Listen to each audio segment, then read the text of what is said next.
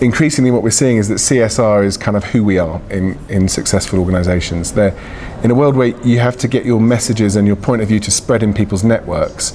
One of the only really good ways of doing that is kind of by doing good and by doing the right thing. So corporate social responsibility has gone from this edge issue to being front and centre of brands. And actually, if you look at Unilever, their share price has, I think, gone up like 5 times since the initiative was announced in 2010. So they are becoming much more conscious about the impact of the way they do business on society at large.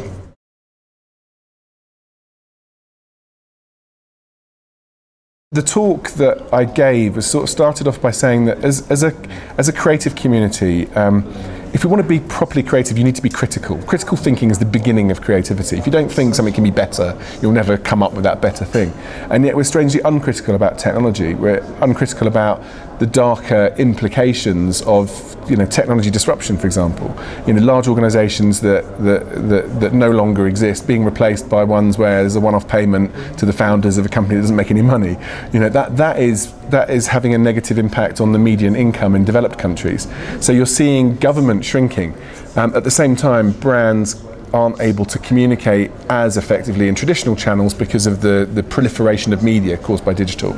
So it strikes me there's a sort of value exchange available there, that if you need to get your message out there, you're going to need to get it out there amongst people. One of the best ways of doing that is to be helpful. So if you can find out what your brand stands for, what your role in people's lives is, and what isn't getting done by government, for example, or whatever it might be, and then there's an overlap. That brand purpose can overlap with what people need. Then you'll get talked about. Then your products will be shared socially.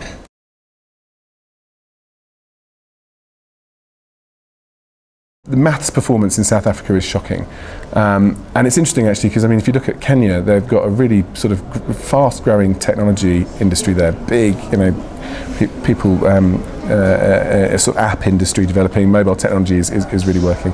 Maths education. There's different ways of looking at this, but it seems to be slightly better there. There are some challenges in South Africa. Clearly, this program basically it acted like a parent. It basically bribed kids to do maths, but it made the maths fun, and then it gave them all kinds of incentives. We think brands like Omo committing to something like this can have an impact on numeracy over time. The reason why that matters to them or matters to Unilever is it may seem at first glance to have little to do with the product, but the point here is that you've got to think about what's happening in developed countries with people are being, industries are being sort of hollowed out and jobs are going because people are not able to control computers. They're not good enough at maths, they can't code, all these sorts of things. So it's a long game, but you can look at this as being the custodian of your future consumers. If you help people to benefit from technology, and the beginning of that is mathematics, then you will have a growing customer base and a rich future as an organisation. So it's just a smart way of looking at the society in which you operate and standing back from it, and finding a brand purpose in that.